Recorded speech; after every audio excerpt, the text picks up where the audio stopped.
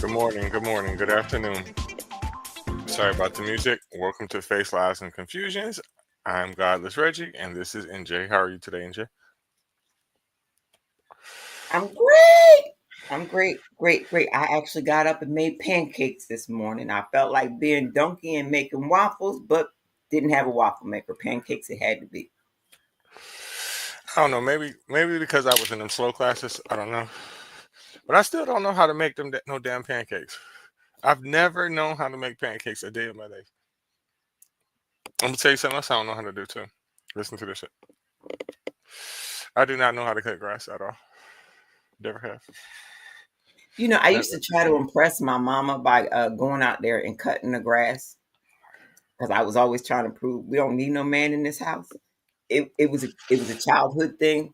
Don't judge, but It's not wrong with So, that. so unfortunately, I do know how to cut grass, but it's an overrated experience. I would rather give a kid $20, $25 to cut that little patch of grass that was in front of the house and call it a day. So there's a couple of different factors why I don't know how. One of which is at one point we did have a lawnmower when I was younger, but my sister ended up breaking it. And once my sister broke it, because she's 5 years older than me, it was like, no, no, don't nobody touch the lawnmower. And another part of my life, well, excuse me, of my childhood, is we lived in apartments for a long time, right? So there was never really a reason for me to have to learn how to cut grass. And then once I got a little bit older, when I was a young adult, I used to consider myself wanting to be a drug dealer, right? And then growing up in the apartments and the projects, I was already pre-exposed to the shit, right? So, in my opinion, the only people that used to cut grass when I was growing up was housing or crackheads. So, once I got a little bit older, to the point where I had some of my own money, I just would pay people that were, on drugs to cut grass. But, times have changed. Uh, Actually, cutting grass is pretty lucrative nowadays. I know a lot of people that are my age that have their own business from basically starting from a fucking lawnmower and a shovel. They work their way up to being businessmen. So I'm not knocking it. I just wish when I was younger, I would have paid more attention to my father, or I would have actually took it seriously because I could have probably had my own business by now. But I that's another. I was always trying to help the kids with their business. Kept lawnmowers, even upgraded to a riding lawnmower. Made sure that there was always gas in there, but it was like if you made money off the gas, you got to replace the gas. That was Right. our only deal in the house.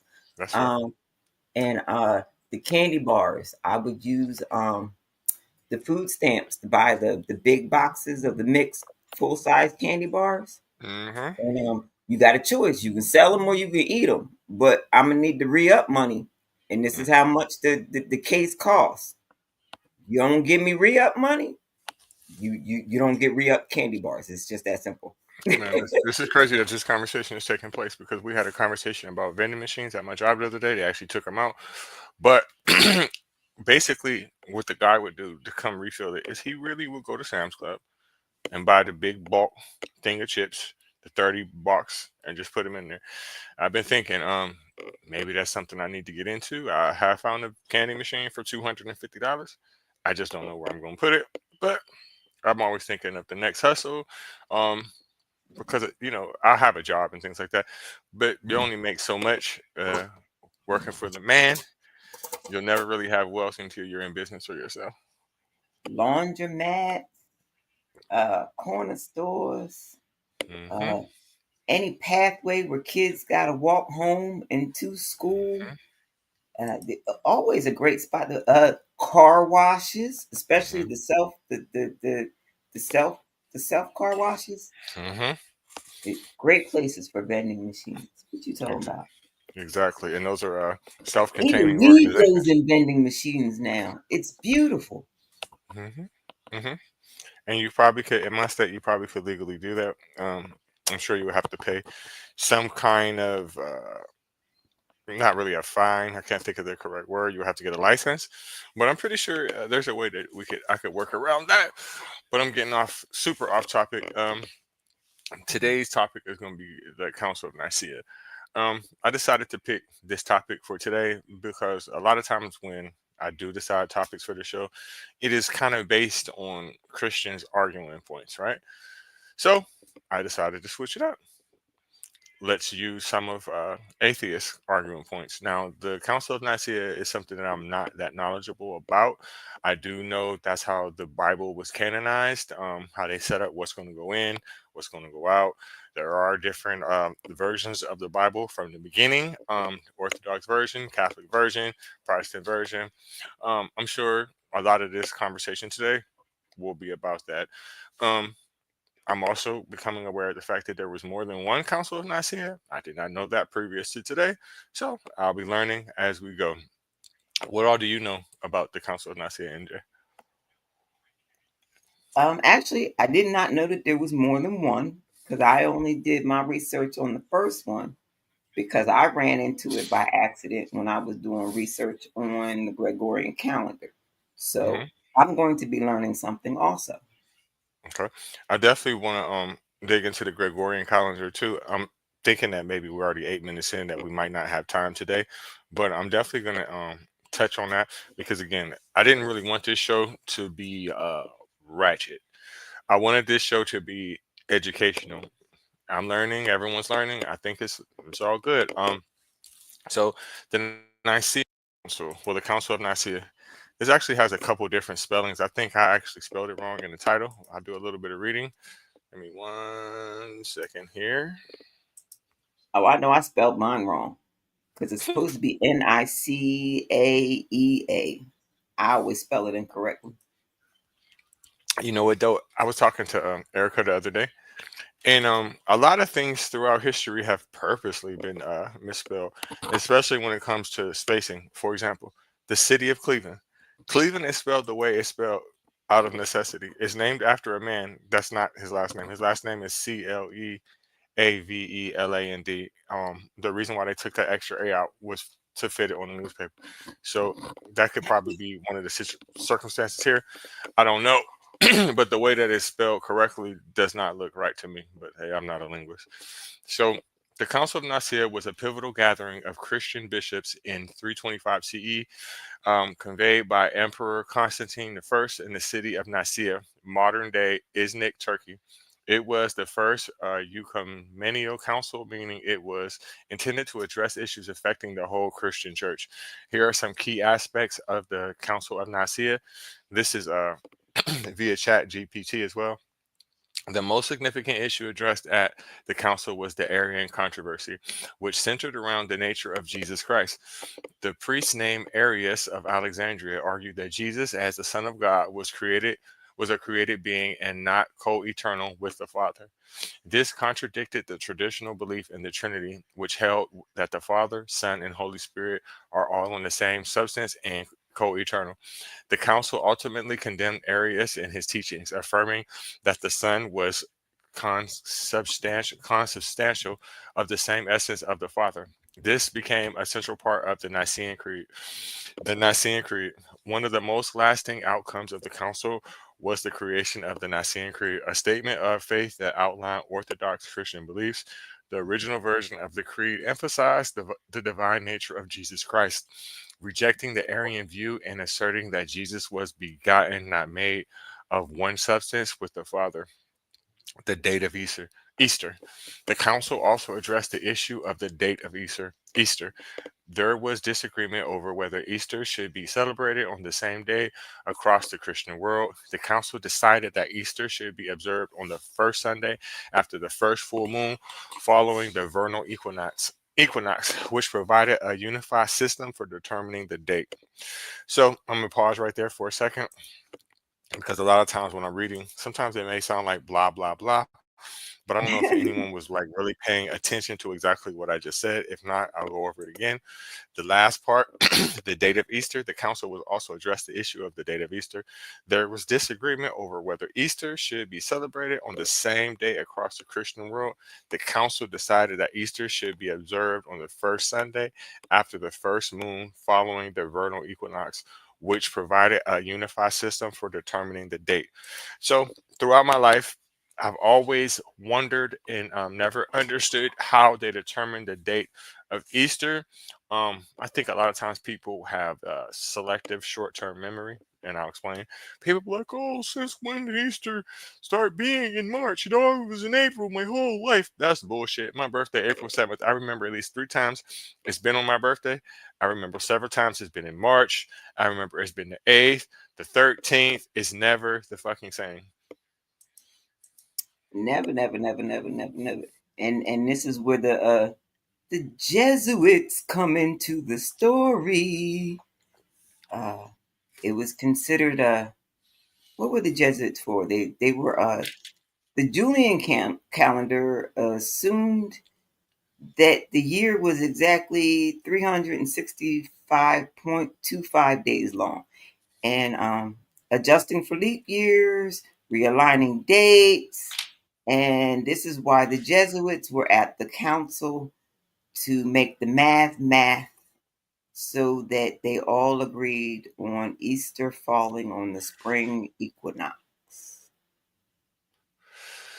I think that that's weird. Why would you celebrate a day, right, every year that there's no telling when it's going to be, and you want this to be quote unquote a holy day? I don't know if at that time if they looked at it as a holy day, as we do now, but moving forward to today's times, knowing this information, how could somebody take that shit literal? Right. And how do you and why do you need to keep redoing the math to get the date to fall on the spring equinox every year? If your calendar is perfection, why do you got to keep tweaking it to fall on this spring equinox every year? Exactly. They'll never get it right because the way that the Earth's rotation is set up. I think that you would be better off probably going with a 13-month calendar, because if you just make every month 13, I mean, excuse me, 28 days, You mean kind of like a menstrual flow? yes, you would be better off. Because if you take, okay, so what's the 6 months out the year? That is 30 days, right? Or 31, right? Oh, trust me, you ain't got to explain it to me. Right. I agree. The math has not been mathing since they've been trying to make the math. It'll never work out right. That's why Never. when I hear Christians try to argue with me, they're like, "Oh well, listen, Jesus existed because everywhere in the world they use the same calendar. It's 2024 everywhere in the world." It's not even 2024 in every Christian country in the world, but they don't know Nope, that. nope. Right now we have four different calendars being used at the same time on the same planet. I also hit them with that when they say try to go with that Ethiopian shit. I'm like, okay, so what year is it in Ethiopia? They don't know. They have no idea. Right. And go ahead. I lost my train of thought. Okay. Okay, where was that reading from? Give me a second. Okay, so church discipline and canon law. The council issued canons, church laws dealing with various disciplinary issues, such as the excommunication of heretics and how bishops and clergy should be treated.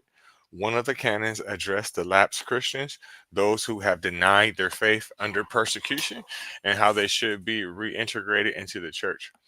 Constantine's role. Emperor Constantine I played a key role in calling the council and in promoting its decisions.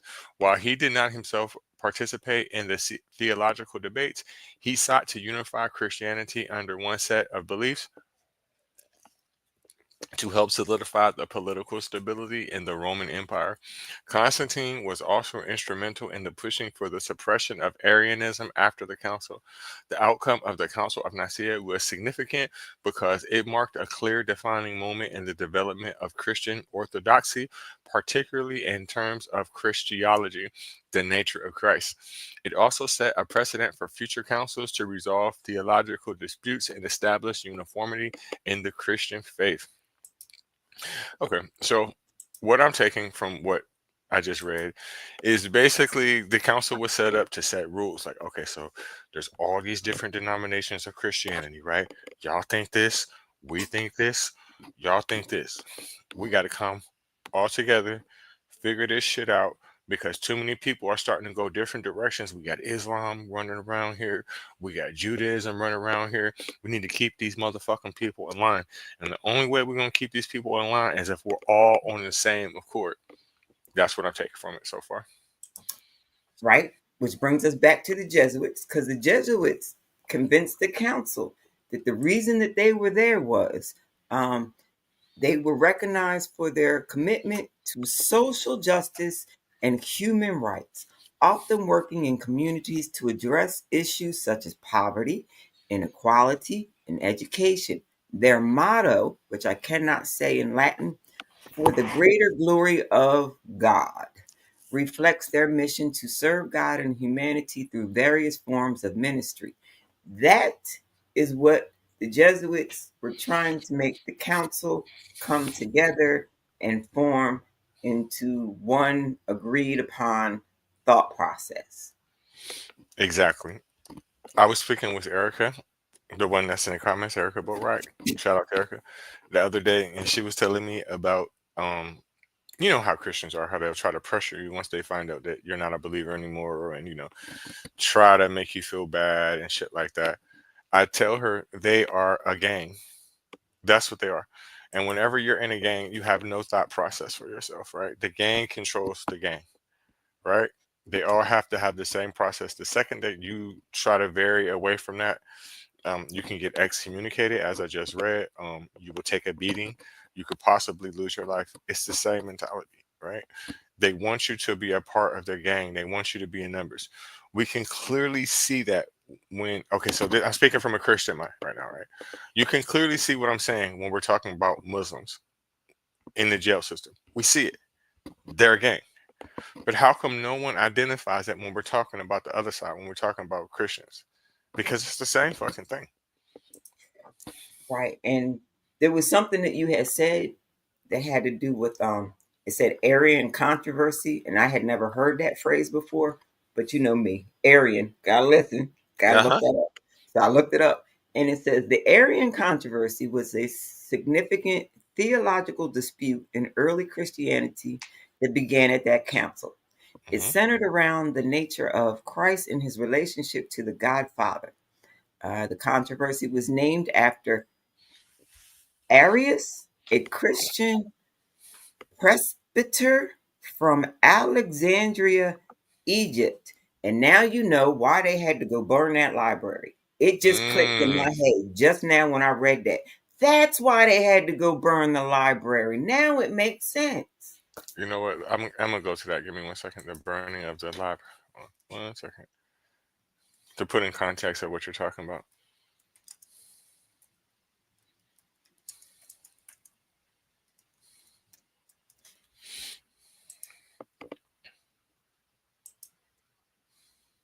Okay, give me 1 second. I'm gonna pull that up. Take your time. Take your time. Why are you going? I'm gonna read some more what came up here. Uh, Go ahead. the view conflicted with the uh, Trinitarian position, which held that the Son was of the same substance as the Father and co eternal with him. The dispute led to the First Council of Nicaea in 325 AD. It says AD in my system. I think it said something about, I don't know, a different lettering or something before, but it doesn't matter. Convened by Emperor Constantine to resolve the issue, the council ultimately rejected Arianism and affirmed the Trinitarian doctrine, stating that the Son was of the same substance Homoousius as the father. The Arian controversy had a lasting impact on Christian theology and led to further debates and councils in following centuries, as it resulted in divisions within the Christian community, with some religion groups continuing to support Arianism for some time. Boom! Had to burn that library. You know how to put? Do you know how to put the stuff on the screen? Yes, I do. Yes, I do. Yes, I No, do. I just was asking.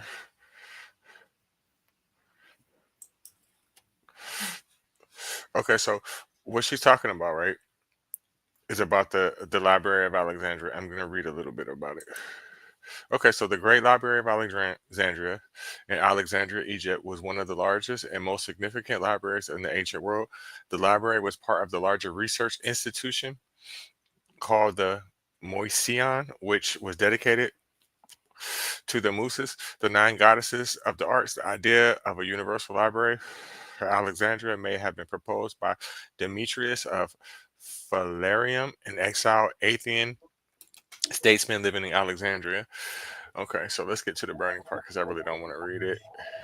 Oh, this 1 second, because it's a whole lot. 1 second. Decline, period, and destruction. Okay. Okay, so I'll just get to the Roman period and the destruction of it. Okay, so very little is known about the Library of Alexandria during the time of the Roman Principate, 27 BC to 284 AD. The Emperor Claudius ruled 41 to 54 AD. Is recorded to have built an addition to the library, but it seems that the Library of Alexandria's general fortunes followed those of the city of Alexandria itself. After Alexandria came under Roman rule, the city's status and subsequently that of its famous library gradually diminished. While the Motion still existed, membership was granted not on the basis of scholarly achievement, but rather on the basis of distinction in government, the military, or even in athletics. The same was evidently the case even for the position of head librarian. The only known head librarian from the Roman period was a man named Tiberius Claudius Baubilus, who lived in the middle of the first century AD and was a politician, administrator, and military officer with no record of substantial scholarly achievements, which means he had no education. Members of the Motion were no longer required to teach, conduct research, or even live in Alexandria. The Greek writer Philostratus records that the Emperor Hadrian ruled 117 to 138 AD, appointed the ethnographer Danaeus of Melitius and the sophist Polemon of Laodicea as members of the Mosean, even though neither of these men is known to have ever spent any significant amount of time in Alexandria. Meanwhile, as the reputation of Alexandrian scholarship declined, the reputations of other librarians across the Mediterranean world improved, diminishing the Library of Alexandria's former status as the most prominent. Other libraries also sprung up within the city of Alexandria itself, and the scrolls from the Great Library may have been used to stock some of these smaller libraries. The Caesareum and the Claudineum in Alexandria are both known to have had major libraries by the end of the first century AD. The Serapeum, originally the daughter library of the Great Library, probably expanded during this period as well, according to classical historian Edward Watts. By the second century AD, the Roman Empire grew less dependent on the grain from Alexandria, and the city's prominence declined further. The Romans during this period also had less interest in Alexandrian scholarship, causing the library's reputation to continue to decline as well. The scholars who worked and studied at the Library of Alexandria during this time of the Roman Empire were less well known than the ones who have studied there during the Ptolemaic period. Eventually, the word Alexandria itself came to be synonymous with the ending of text, correction of textual errors, and writing of commentaries synthesized from these of early scholars. In other words, taking a connotation of penitentiary monotony and lack of originality. Mention of both the great libraries of Alexandria and the Mausoleum that housed it disappeared after the middle of the 3rd century AD. The last known references to scholars being members of the Mausoleum date back to the 260s. In 272 AD, the Emperor Aurelian fought to recapture the city of Alexandria from the forces of Palmyrean Queen Zenobia. During the course of the fight, Aurelian's forces destroyed the Brostrian quarter of the city in which the main library was located. If the Mausoleum and the library still existed at this time, they were almost completely destroyed during the attack as well. If they did survive the attack, then whatever was left of them would have been destroyed during the Emperor Diocletian's siege of Alexandria in 297, when the Brostrian quarter was again destroyed.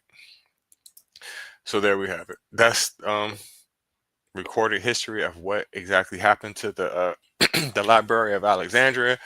I don't know how much of that's true, because you have to take in consideration what were these people writing on. Where I'm talking about wars, invasions over and over and over and over and over and over. So I really don't know what to believe on that part, to be honest with you. It sounded very accurate to me. They had paper, papyrus, bamboo, all that stuff. They were not writing on stone tablets. They wrote in clay so that they could then go write it on paper, because it was expensive. You didn't want to waste it. So sometimes they wrote in clay because it was easy to just use again, make all the mistakes you wanted. um, and so all of that sounds accurate. And anything that they found controversial in the library, I guarantee you, is now very well preserved in the basement of that thing that they call the Vatican in Rome, which is its own separate entity. It does not belong to Italy. It's got its own military, its own administration. Rome is not Italy. Right. I get that, but what I'm saying is I don't know what to believe, because okay, so all right, we're saying that they have paper. Yeah, I get that. They had that. But I'm thinking in terms of last week's show, right? Okay, so when they found the Dead Sea Scrolls, so that was only what? Less than 100 years ago, 80 years ago, right? So now this paperwork from the Council of Nicea, um, how did it survive? And then again, these people are notorious for destroying things they don't like. Every time it's a part of something that they don't like, oh, that don't go there. Like if you just look, especially in Egypt, right? Egypt is a perfect example. If you can see to this day in the tombs that they have there, you can see where the Romans came and tried to destroy the shit that's written on the wall about Horus and all that shit, because the parts of the story that they don't like, especially if it's a black person involved, they always try to eradicate that shit. Right. Like shooting the noses off of statues. Just, Right.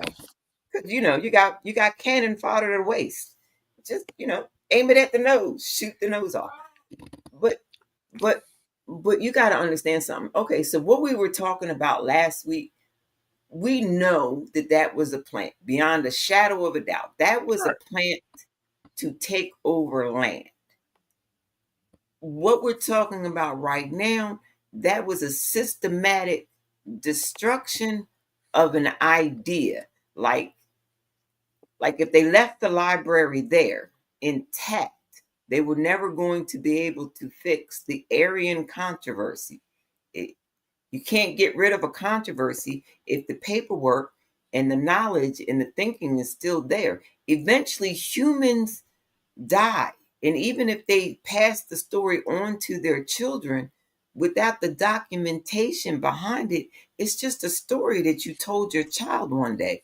Kind of like what we're doing right now with the DNA. My mama said I'm Indian, but my DNA says I'm not. You know what I mean? It's kind of like the same thing. Mhm. Hmm. Speaking of which, that's why they don't have those in that area and why they're illegal there, because it would disprove their whole fucking argument when we know good and well you don't have an argument because history says you only been there since 1948. And it also says that that area has more than 200 days worth of sunlight, and it can tell, and I can tell that your pale ass can't deal with that. You can't. So, Nope, nope, nope. And that's why it's funny to me because I like to read you know books about people's journals and personal business and all of that. I like those books. hmm But you read them, and when the colonizers started traveling around because they didn't have nothing else better to do, you know, supposedly slavery was over and they couldn't think of nothing to do. So they started getting on boats and traveling and going to India and South Africa and Australia and yada yada yada yada yada. They started going all these places. Whoever was indigenous to that land would laugh at them hysterically, especially when they brought their women with them, because they couldn't handle it. You got on all these skirts and corsets and hats and parasols, and the bugs is eating you alive. You can't deal with the diseases. The food is killing you. You don't know that you got to boil the water first. And the locals would just sit there and watch them die. Like you can't tell them nothing. Just watch the show. hmm I've also heard stories that when they came here, a lot of times they could tell that they was here because they could smell them. Woo! A mile away, downwind. A mile away, downwind. I could just imagine what that smelled like. I'm gonna play a little video here and get me a little bit of coffee. Give me a second. Now I don't know where this source of this video is coming from. I mean, obviously it's YouTube, but I'm saying I don't know if it's a credible source, if this person is religious or not. We're gonna see.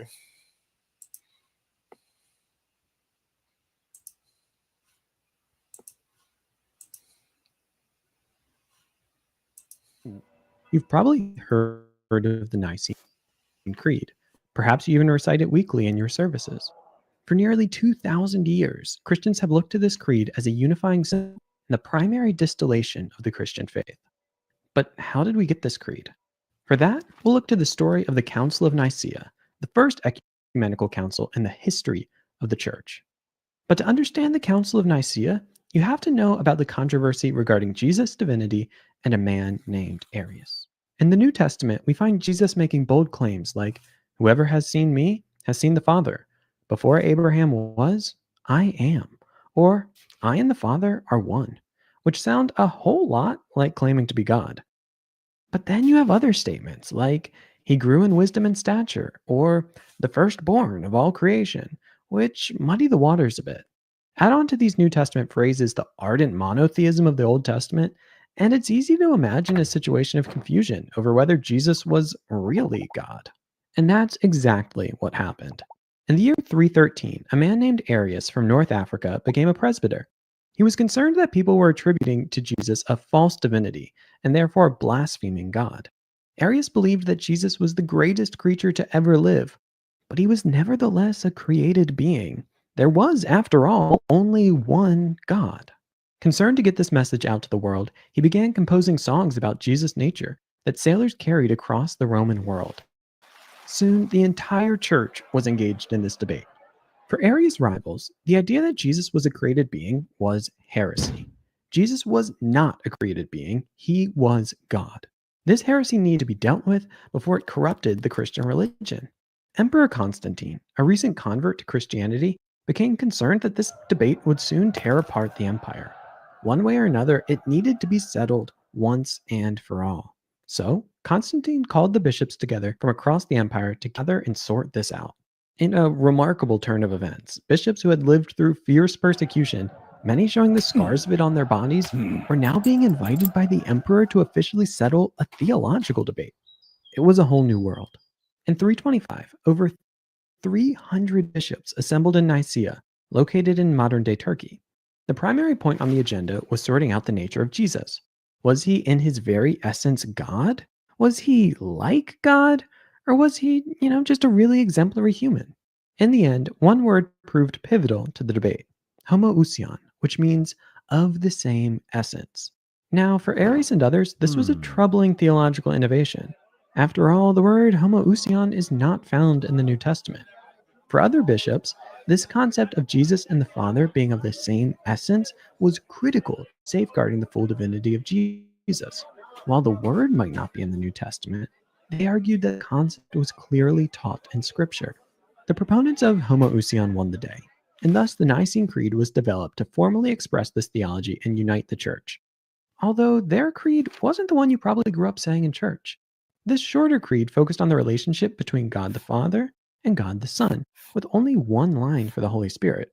The full creed, with sections on the Holy Spirit, the Church, and baptism, would have to wait for a later council because, despite their efforts, the Arian controversy didn't end with this council. And that is the story of the Council of Nicea. Of course, when you've gone through the work of assembling hundreds of bishops from across the known world, you put more than one item on the agenda. While the divinity of Jesus took the headlines, the bishops discussed a number of other topics, but maybe not the ones you've heard about. They didn't come up with the Bible at this council or turn the church into an institution to start its long decline. Instead, they laid down rules for things like church discipline, governance, and more, which can be found in the canons of the Council of Nicea. But for now, stay tuned for the next chapter in the story, the Council of Constantinople, where the debate would continue. Hey, my name's Austin, and I really hope that you enjoyed this video. Yeah, bro. Sorry, you get no playtime here, no advertising. But like I said, I didn't know, what his point of view was going to be on that or where he stands. I'm going to take it that he's probably a Christian. I'm not sure, but I think that's a pretty fair explanation of the Council of Nicaea. He probably could have been more detailed, but I think that's a pretty fair description.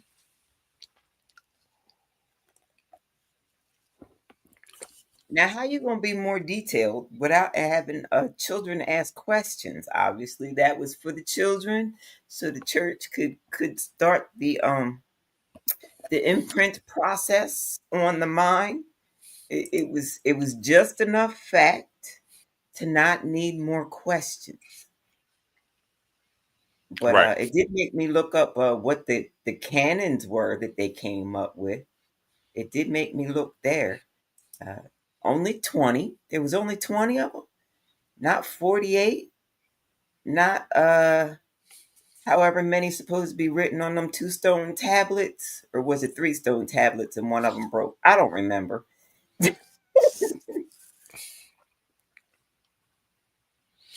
Yeah, I'm not 100% sure. I'll do a little bit more reading on it. This is going to be about the attendance and the logistics of it. Some of this he may have already touched over, but I'm really curious to know who all was there because I don't really think that he went into great detail about that. It's very hard to get that list of who all was there because that's what I was looking for last night. And well, I kind of got sidetracked because it went into my it went into my favorite thing, and The I started calendar. looking. Right, thank you. I'm glad you understood it. But I was trying to get a list of the names, and the best names I could pull up were the astronomers and the physicians that did the math for the calendar. But getting the names of the quote unquote 300 bishops that came together and who got to decide, these bishops and stuff, finding those names, even though I keep being told that it is documented somewhere, I can't seem to pull it up on the internet. I just hate how they just consider that the whole world. Just because you don't know what the whole world is about, and just because the rest of the world don't believe in that bullshit that you're talking about, that doesn't mean that it's the whole world. That doesn't make any sense whenever I hear him say that. And when I hear them say, like, that the council happened in Turkey, and I'm like, okay, so back then, Turkey would have been what? What would they have called it? Istanbul, I I'm think. not. I'm Right. not sure. That's geometry. That's my mom. It's not really me. But anyway, this is why I like having these conversations with my mom, because my mom can place the land right away. Just it doesn't matter. um, but my point is, uh, weren't they the ones that were very Islamic in Turkey? I don't know about in those days, but I know that they are now for sure. For Right, the sure, for ones sure. with the harems. You bring in slaves. If you say I convert to Islam, you But you you you you you get to be a well paid slave. Like, isn't that same?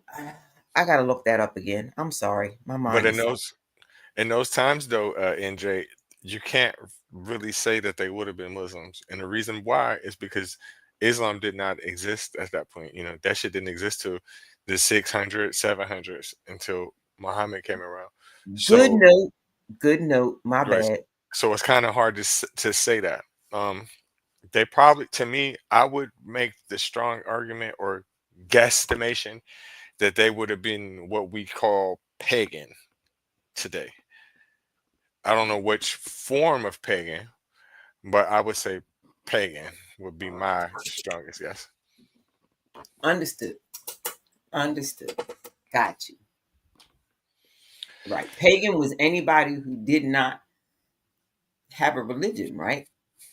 I think pagan would be anybody that's not Abrahamic religion, right? Like how we hear about the Norse pagans. I think that the original term pagan was meant to be like a derogatory word, but I think that it's been endured now. Like they've took it to another level, right? They've changed the meaning because I know that certain forms of pagans they do believe in God, but it's more like pantheon gods, and they'll tell you that they don't really believe it like how Christians believe what they believe. They believe it more like they know that it can't be proven.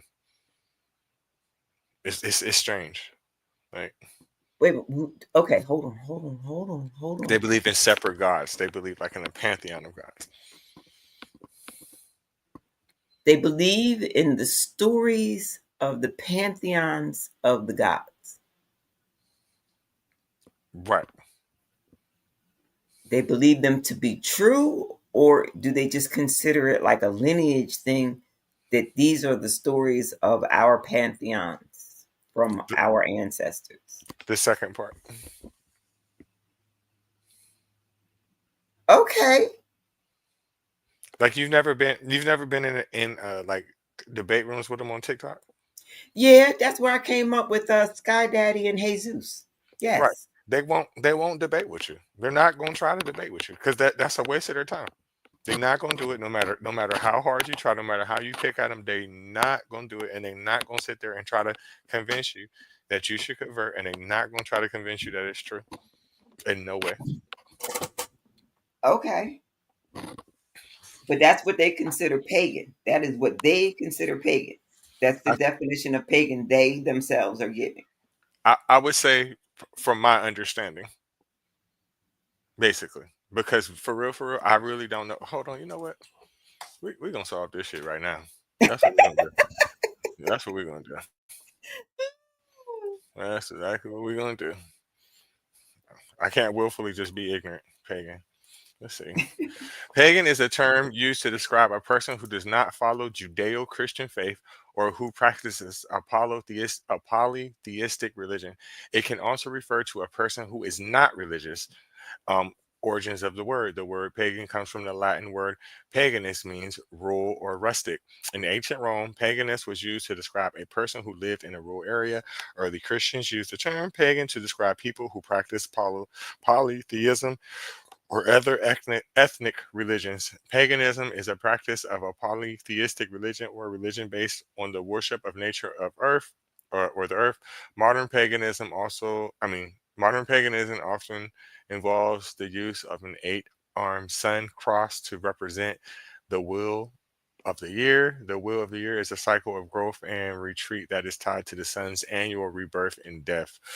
Um, wow. So Oh, I like the think steering wheel of a ship. right. I think the first part of the definition that I started reading was kind of what I said, but basically, to me, it just means whatever the fuck you want it to mean. That's what I'm taking from it. Yeah, yeah, that's what I love about Latin. Anything when you break it down and it only breaks down to Latin, it doesn't go back to any other language than Latin.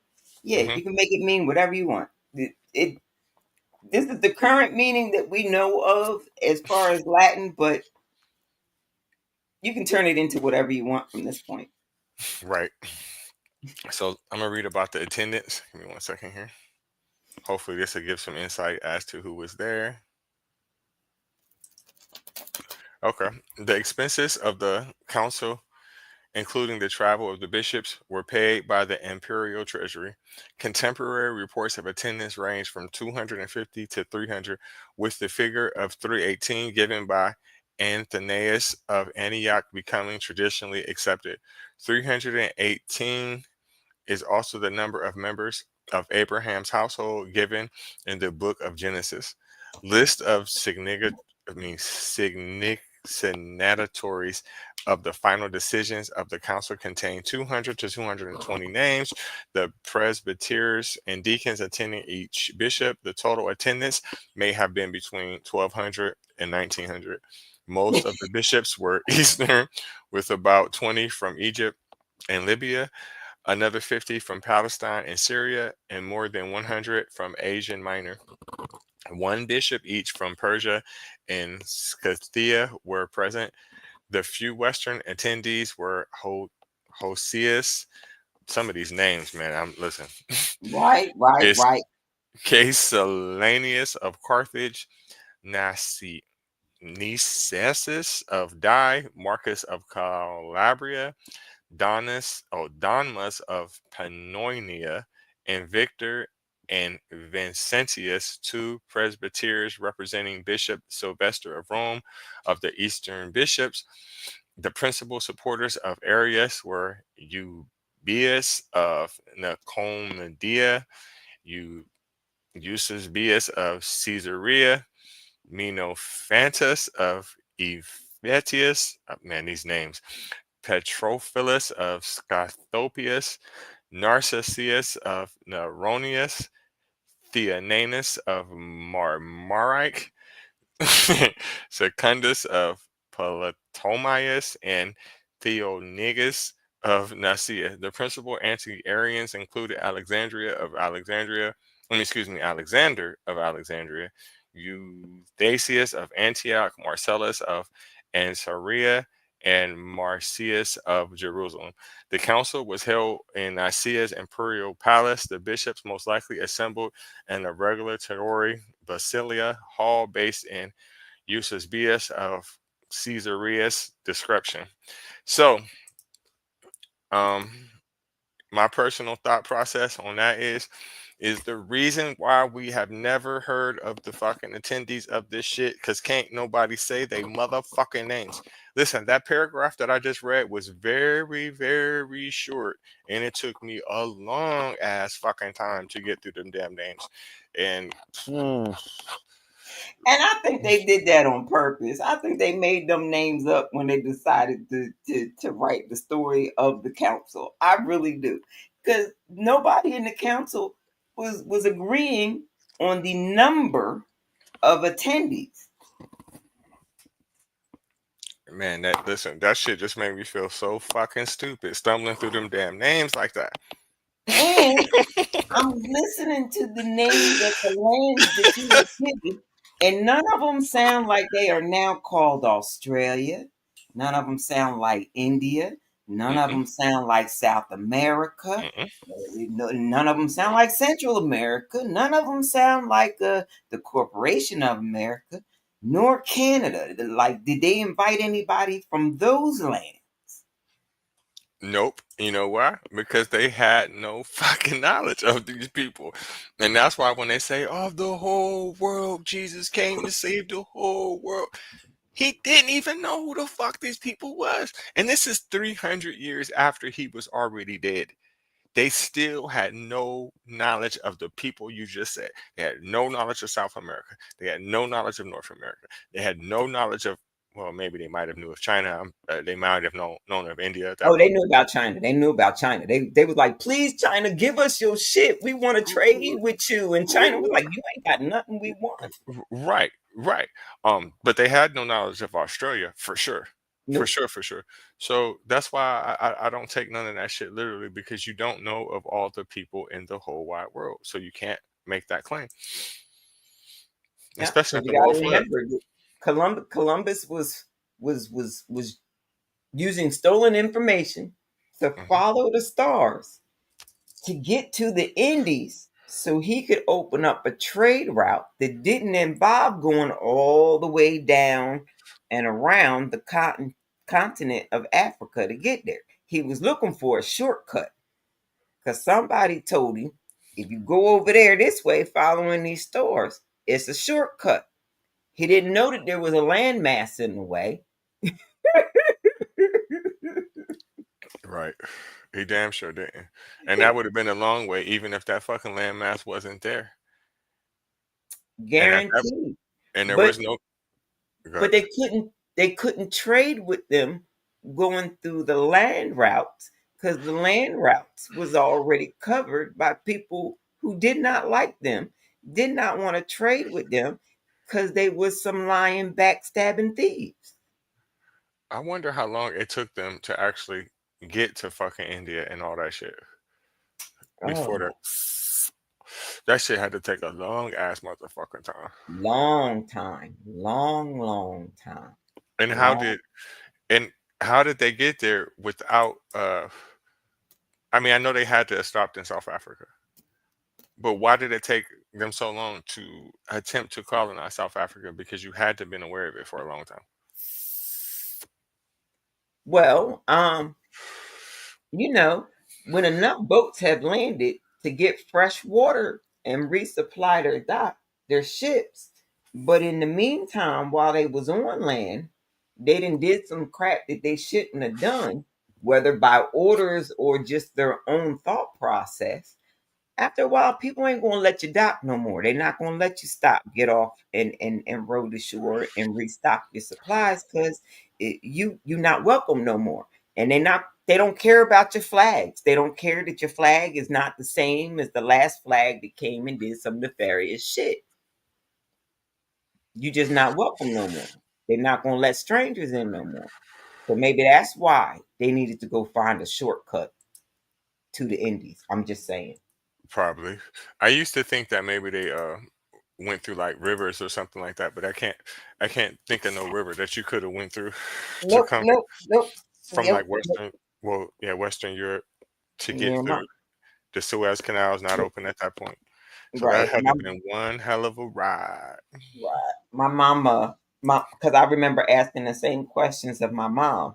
Like, wasn't there like a river you could shortcut through or something? And she she took me over to the handy dandy globe because she loves her handy dandy globe, and she said, "Well, let's look. Let's see if we can find something that would do that."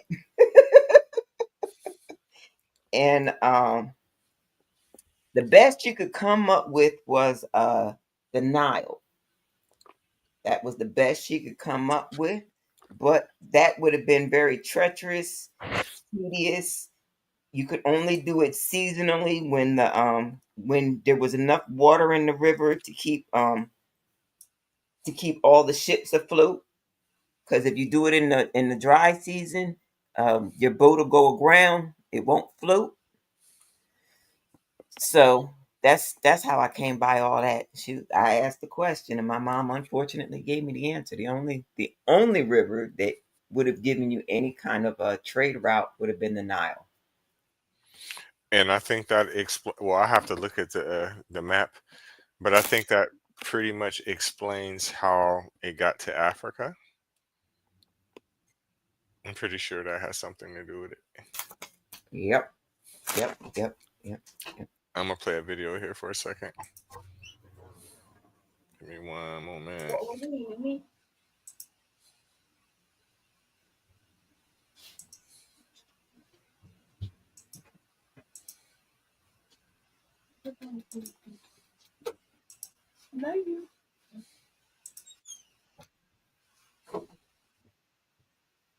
events in the history of the Christian church, and it would affect European history for years to come. This is the messed up truth of the Council of Nicea.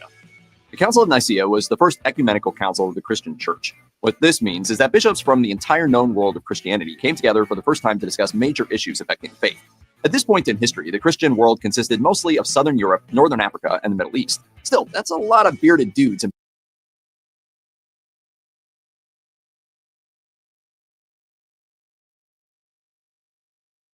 pointy hats. The council was convened in 325 CE by Emperor Constantine the Great, generally regarded as the first Christian Roman emperor. He held the council in the ancient city of Nicaea. While not literally every bishop in the world was actually present, tradition holds that 318 attended, largely representing the eastern portion of the church. Notably absent was Pope Sylvester I, who did at least send a few representatives on his behalf. Constantine called the council together in order to address issues of division within the church. He hoped to reestablish peace religiously, as he had just done politically by defeating his imperial rival Licinius. Taxes was waiting and wondering and worrying. Now Taxes is matching with a TurboTax expert who does everything for you. Who can do your taxes in a day, so you can get up to $4,000 instantly. Now this is Taxes. Intuit TurboTax.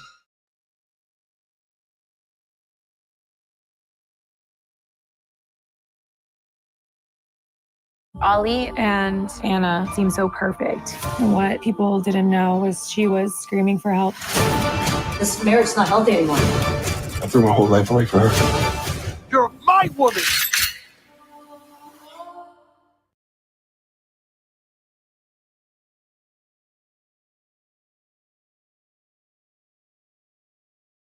Before diving into what the Council of Nicea was, let's take a look at what it definitely wasn't. A popular and oft-repeated myth is that Constantine and the church fathers decided which books would become biblical canon and which books wouldn't make the cut. This myth got a huge boost when Dan Brown repeated this myth in his wildly popular but historically dubious bestseller, The Da Vinci Code, which, if we're being honest, spent a lot of time selling people on a lot of fake ideas. However, this particular myth predates Brown's novel by centuries. The 18th century French satirist Voltaire quipped that the bishops picked the books of the Bible by placing all of the candidate texts on a table and seeing which ones fell off. The fact is that there is no evidence whatsoever to say there was any single council at which the church leaders decided what was real and what was fake. Rather, the canonization of the New Testament was a centuries-long process of debate and analysis. Over time, certain texts were elevated because they were believed to be written by the disciples of Jesus, were the correct age, and contained proper orthodoxy. Even today, the Protestant, Catholic, Greek Orthodox, and Ethiopian Orthodox churches don't agree on which books are canon, so the idea that this was decided in 325 is preposterous. That brings us back to what the Council of Nicea was actually about. A number of different issues were discussed at the meeting. The primary concern, though, and the main cause of the division within the church, was the issue of a priest named Arius of Alexandria, especially regarding the increasing popularity of his ideas among Christians in Alexandria and beyond. Arius espoused a theological doctrine that was extremely troubling to the more orthodox priests and bishops at the council. His beliefs, which had come to be known as Arianism, was an attempt to rationalize the relationship between God the Father and Jesus the Son. If Jesus is the Son of God, that means God came first. A pretty logical conclusion, you'd think, but standard dogma makes things a little more complex. The idea of Jesus being God's Son implies that there existed a, well, not really a time, because God predates the concept of time, but rather a division of persons between God and His Son. And a circumstance where God existed before His Son means that Jesus is not eternal. Arius' belief was that if Jesus was born, only God the Father exists without origin. This goes against the Gospel of John, which identifies Jesus as the Word, who was with God in the beginning and was God. To most bishops, this was heresy and could not stand. The distinction between Jesus being begot by God rather than being made by God might seem like an extremely minor nitpick from a modern perspective. However, to the early church, which had only just gained legitimacy after centuries of persecution, nailing this one down was incredibly important.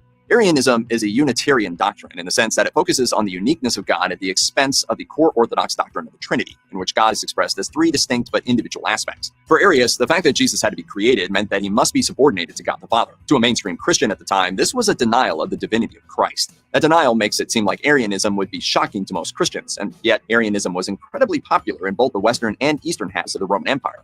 The Council of Nicea wasn't even the first attempt to stop Arius. In 321 CE, the Bishop of Alexandria convoked a council of 100 bishops to denounce Arius and his doctrine, yet he continued to gain followers until he was driven out of Egypt. Then he went to Palestine and recruited more followers. It was at this point that Constantine made like Gary Oldman in The Professional and decided to hold the biggest council ever. Bring me everyone. What do you mean everyone? Everyone! Possibly the most famous name among the bishops in attendance was Nicholas of Myra. If that name sounds familiar, it's because St. Nicholas is who many credit as the original inspiration for Santa Claus. As the story goes, while So I just wanted to stop it right there. I don't know if y'all can hear me. I know you can't probably see me, but I think that's interesting that the concept of Santa Claus, that's where it came from. I think it just adds more of a mythical, factual part to it. What was that, like 2 years ago? I remember that was a back and forth theme on TikTok. Like, don't let your kids believe in Santa Claus, and then people coming up with this story of Santa Claus was real. And it's like, even if he was, the key word is was, past tense.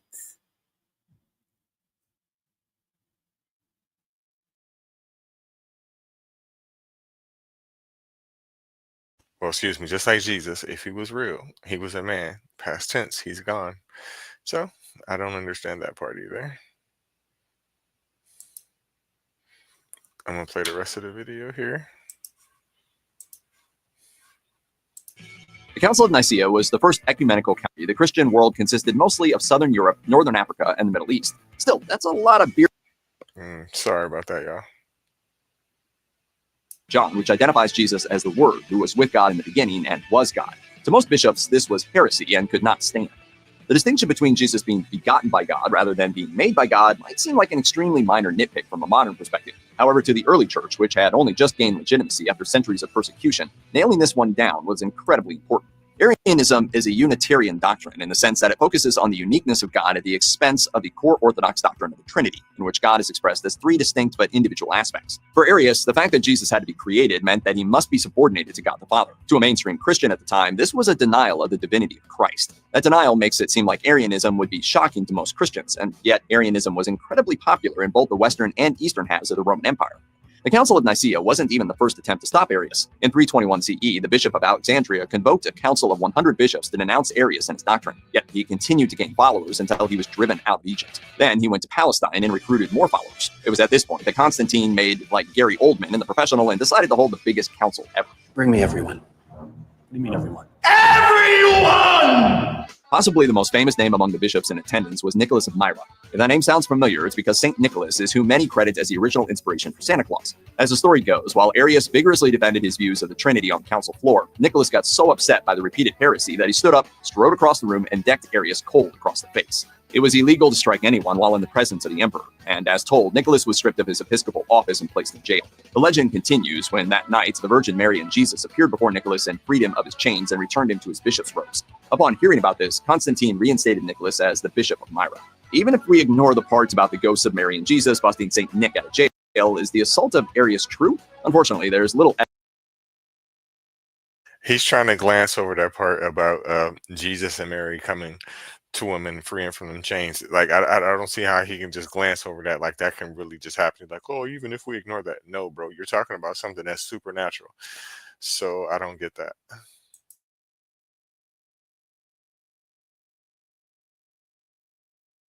evidence to support the attack. Some accounts of the council list Nicholas among the attendees, but not all of them do. In fact, the ones that include him date from much later, and the story of the punch doesn't show up until about 1,000 years after the council. Additionally, the original version of the tale says he hit an Arian, not necessarily Arius himself.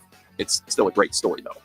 The bishops at the Council of Nicea wanted to make a definitive statement about their denunciation of the Arian belief that Jesus was subordinate to God the Father. What resulted was the Nicene Creed, the first clear and universal statement of Christian belief ever officially issued by the Church. According to the Catholic Encyclopedia, the creed was altered a few times to respond to newly arising forms of Arianism, but most were variants on the statement from Nicea.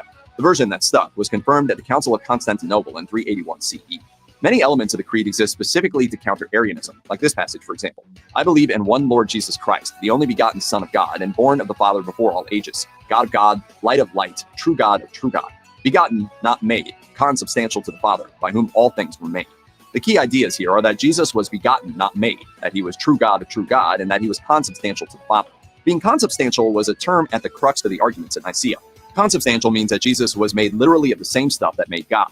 So were the Father and the Son created from the same stuff? Nicaea says yes, as do most modern Christians, given that the Nicene Creed is still used today in Catholic, Orthodox, and most Protestant churches.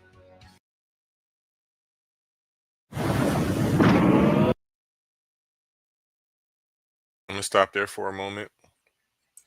Basically, I think this just adds more confusion to the Jesus story, in my opinion, because I feel like this whole situation, the Council of Nicea. Sorry, I know that y'all can't see me, but I feel like this whole situation is just like Christian confusion. Everyone thinks that they're right. It's kind of like how we have all the denominations that we have today. They're just fighting amongst themselves. They're confused. One person wants to believe in this Trinity, one person does not. Now they're literally fist fighting. They're stripping me from from having these powers and being this man in this position to control.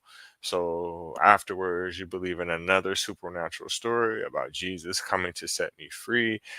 People just believe any fucking thing. Speaking of people just believing any fucking thing,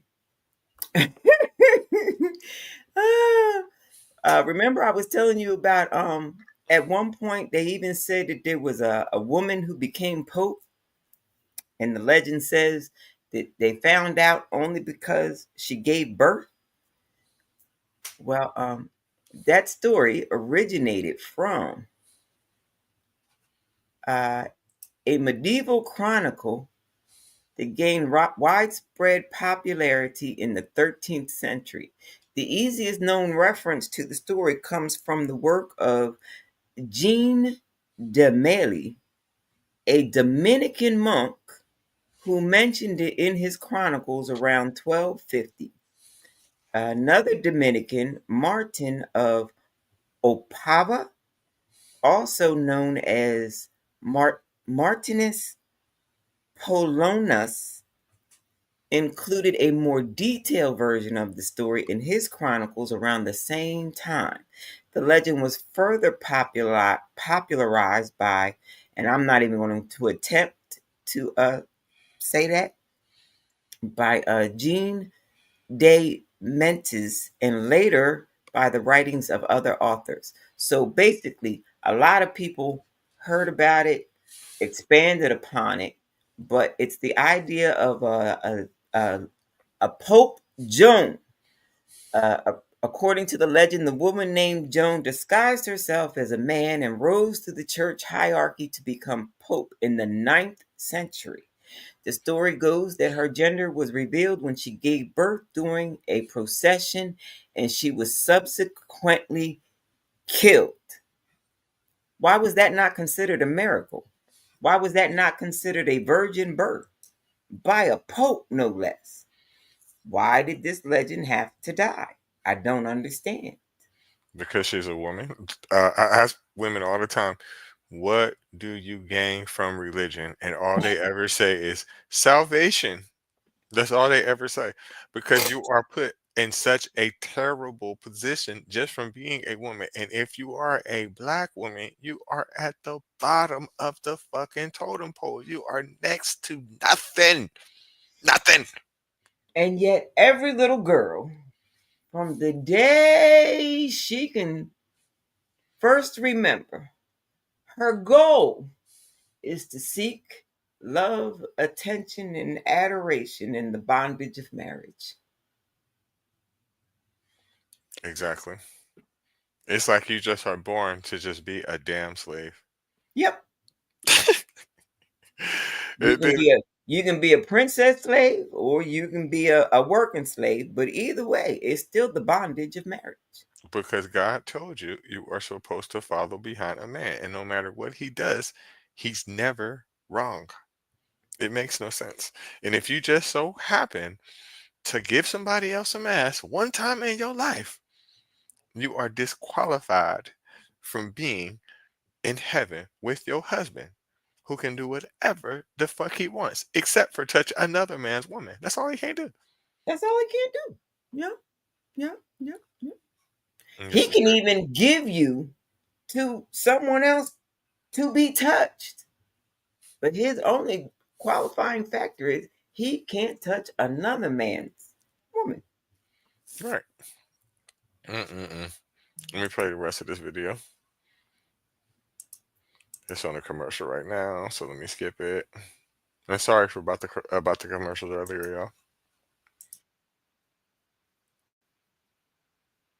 Believe it or not, another big topic discussed by the bishops was determining when Easter took place.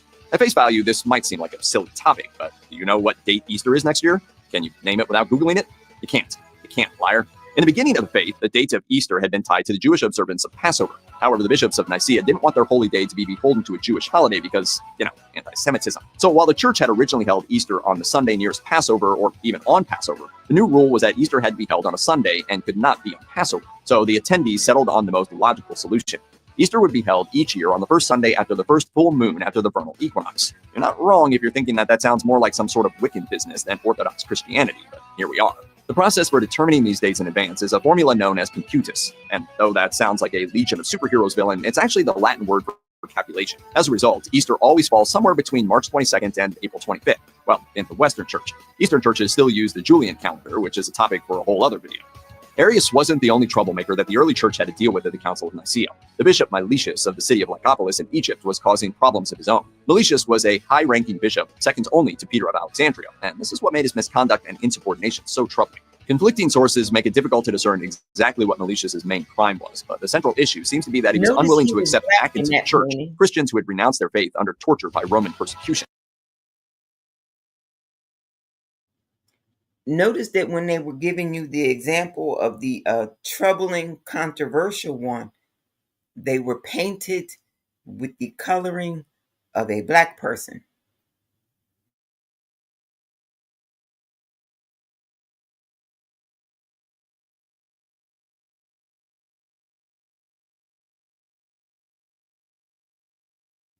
That was all. Hit play. That was it. Hit play. Just note that in the video, the controversial one was black.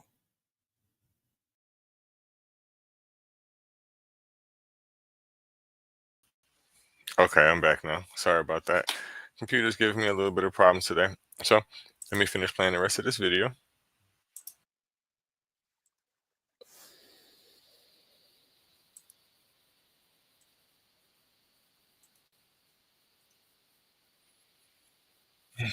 Forbidden.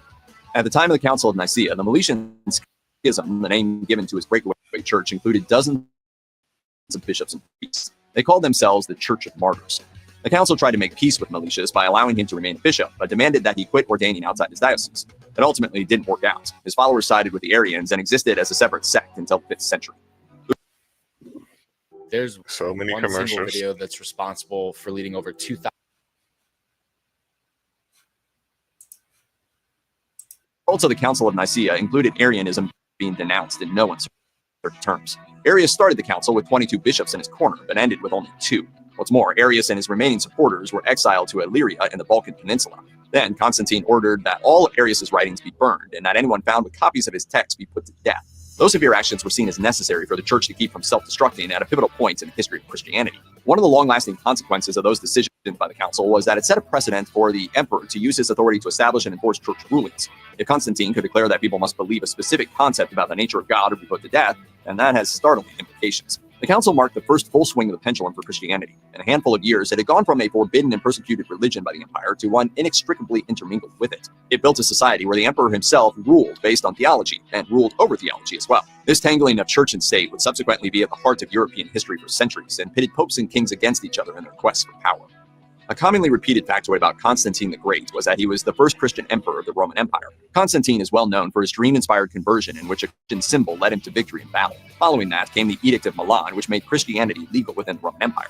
This rule led to the building of some of the most famous churches in the world, including St. Peter's Basilica and the Hagia Sophia. Constantine also, of course, convened and oversaw the First Council of Nicea, a pivotal moment in Christian history. However, by the time of the council, Constantine hadn't even been baptized. This, despite his professed conversion following his prophetic dream some 13 years prior.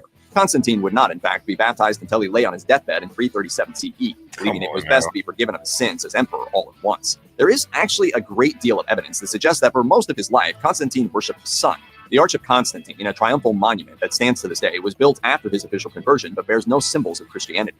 It doesn't even have the Cairo symbol to which he attributed his famous victory. Instead, only tributes to the god of the sun can be seen. It's more than likely that Constantine didn't truly care about the theology of the Council of Nicea. He only sought peace. Even if the Council of Nicea established a centuries-long link between church and state and was overseen by someone who likely didn't actually care about the religious controversies at hand, at least it succeeded in wiping out the Arian heresy and the Meletian schism, right? Actually, no. In the years after the council, Arianism crept its way back into popularity to the point that Constantine even started to tolerate the Arians. In fact, the priest who baptized Constantine on his deathbed was Eusebius of Nicomedia, an Arian. After Constantine, there were a number of Arian emperors, including his son Constantine II and Constantius II. Soon enough, the tide turned, and many of the bishops who had excommunicated Arius were themselves excommunicated, including Athanasius, who had been the Orthodoxy's most stalwart defender of the council. It took until the end of the 4th century for non-Arian emperors to finally quash Arianism within Rome. That wasn't the end of it, though. Arianism was extremely popular among the Germanic tribes that ended up sacking Rome, and it remained so until well into the 7th century. And as already mentioned, the council failed to suppress the Meletian Schism, too. Meletius' church lasted over 100 more years. Check out one of our newest videos right here. Plus, even more grunge videos about world history are coming soon. Well, there you have it. There you have it. You know what I didn't like about that last part of the video when they were fighting, he had the nerve to show a black person.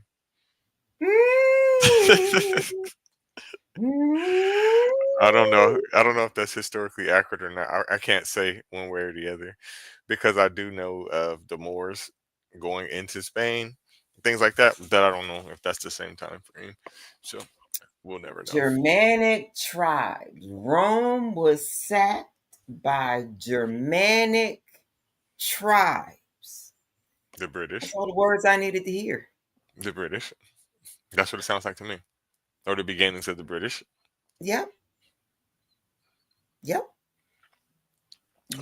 To put in context for anyone that does not understand what we're talking about, if you speak English, you speak a Germanic language, which means that language came from Germany what we know as Germany today. It was spread to England, Britain, whatever, UK, whatever you want to call it. But if you look at the roots of it, it came from Germany, basically. To make it make sense, if you ever met a person from Germany that speaks English, look how fucking good they speak English. Anyone you name, look how good Dirk Nowitzki sounds when he speaks English. Boris Kodjoe, look how good he sounds when he speaks English. It's very similar to their language, and that's why, because it comes from there. And their English comes from the Web's. No, I'm sorry. Their English comes from which dictionary? Not the Web's. I forget now. Darn it. I know that America was given the Webster's Dictionary because they did not want our English to sound the same as their English. I forget where theirs comes from. I'm not going to look it up because I'm going to make myself remember. Why did I do all this darn studying when I was younger and I can't remember none of it in my old age? But yeah, the English language definitely comes from Germany, and people that are native German speakers, they do speak English very, very, very well. Other people that do too are people that are descendants of the Vikings as well. They speak English very, very, very well.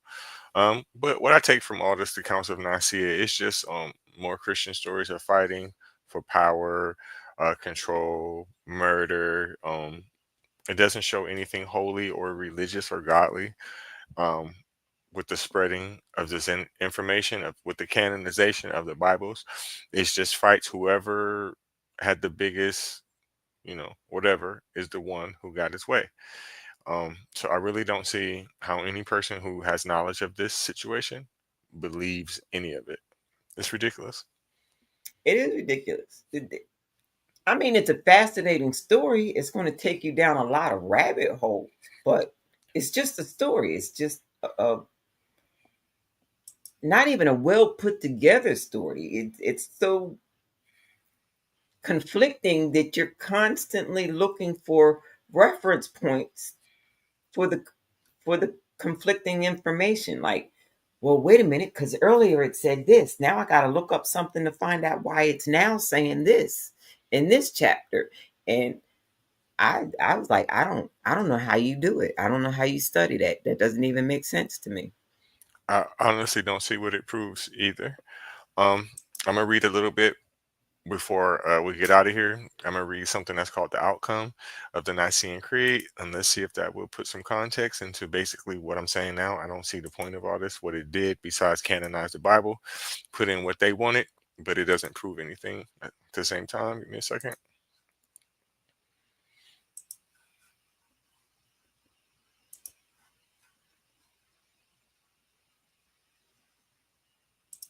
Okay, so the council formulated a creed, a declaration, and summary of the Christian faith. Several creeds were already in existence. Many creeds were acceptable to the members of the council, including Arius from earliest times. Various creeds served as a means for identification for Christians, as a means of inclusion and recognition, especially at baptism. In Rome, for example, the Apostles' Creed was popular, especially for the use in Lent and the Easter season. In the Council of Nicea, one specific creed was used to define the church's faith clearly, to include those who professed it and to exclude those who did not.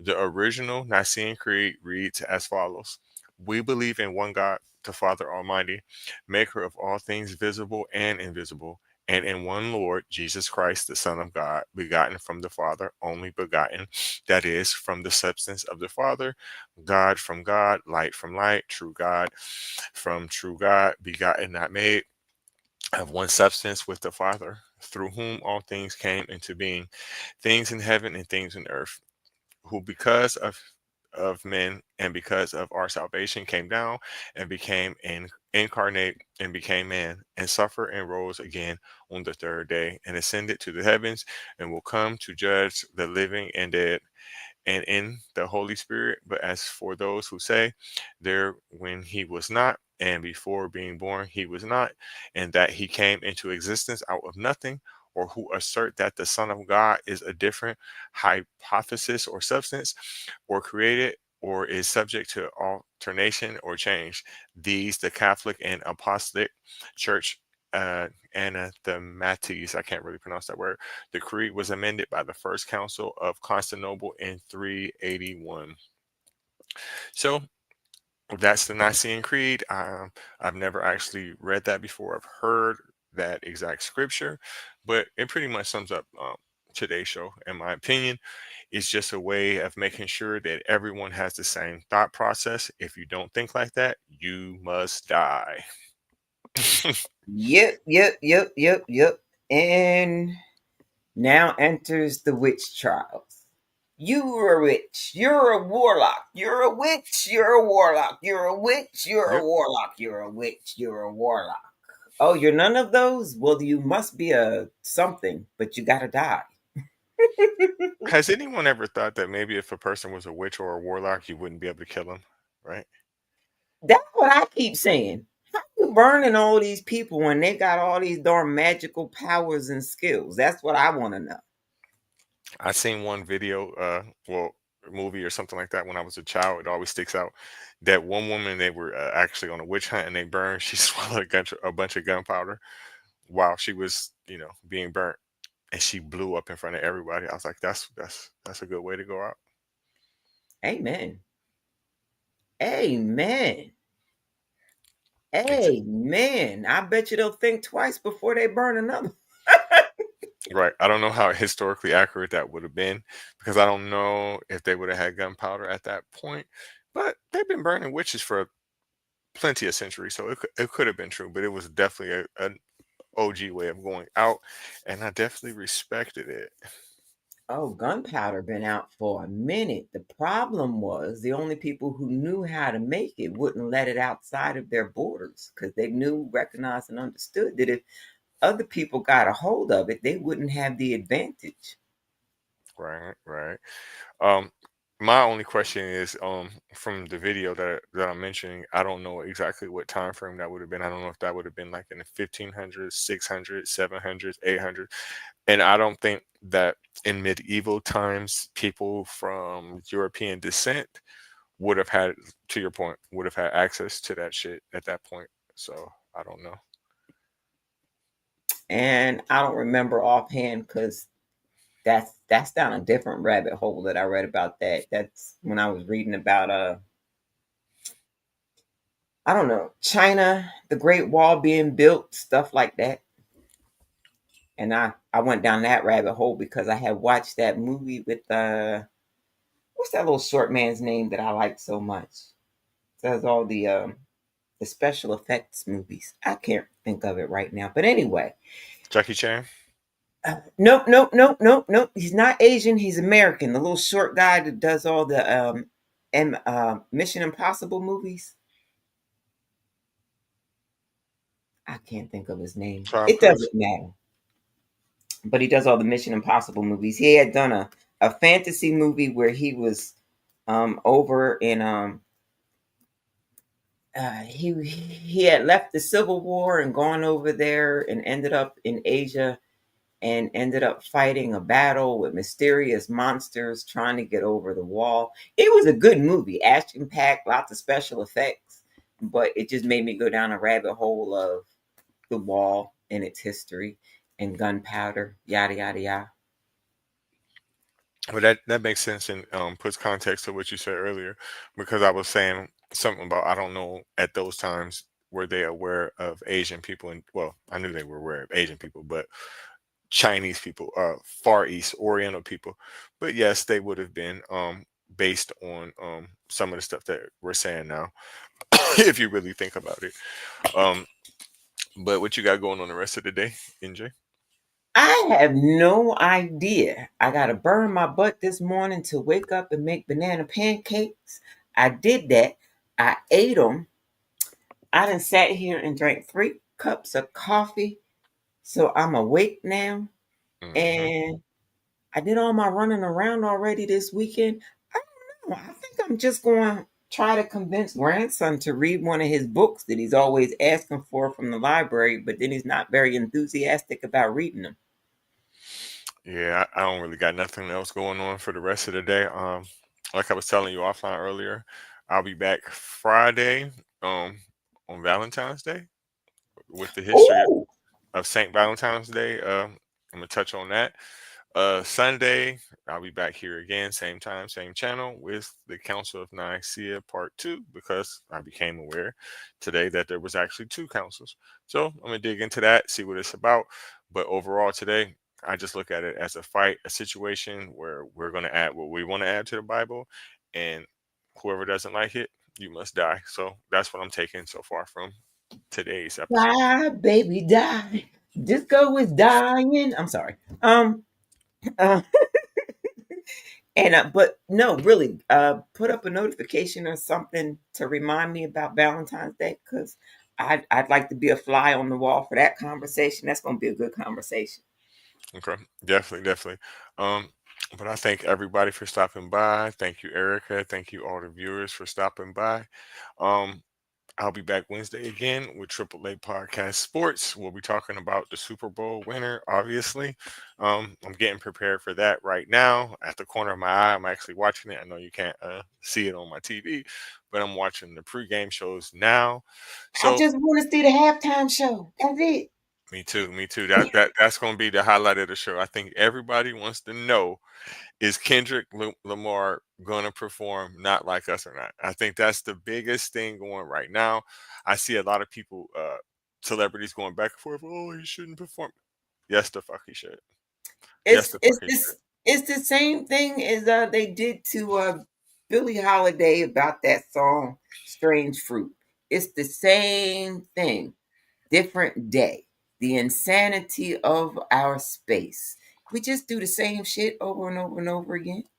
Exactly. And also, most people don't know that Drake has turned down performing at the Super Bowl several times. So, hey, listen, that's on you, bro. You didn't turn it down. He made something of himself. He should be definitely comeback artist of the year. He's the most popular rap artist of the year from cooking your ass up. And just take it like a man. The end. Let that, Drake, let that hurt go. Let it go, bro. Stick to music. Go back and make you a few love songs and call it a day. Again, I want to thank everybody for stopping by to Faith, Lies, and Confusion. I'll be back next week, same time, same channel. Thank you again, always, NJ, for stopping by. You're definitely appreciated here. We got to get you a show going, because NJ has some Ooh, great ideas. I say things like, if you a Drake fan, hide your little sister, hide her well. And on that note, good day. A minor. Good night, y'all. Have a good day.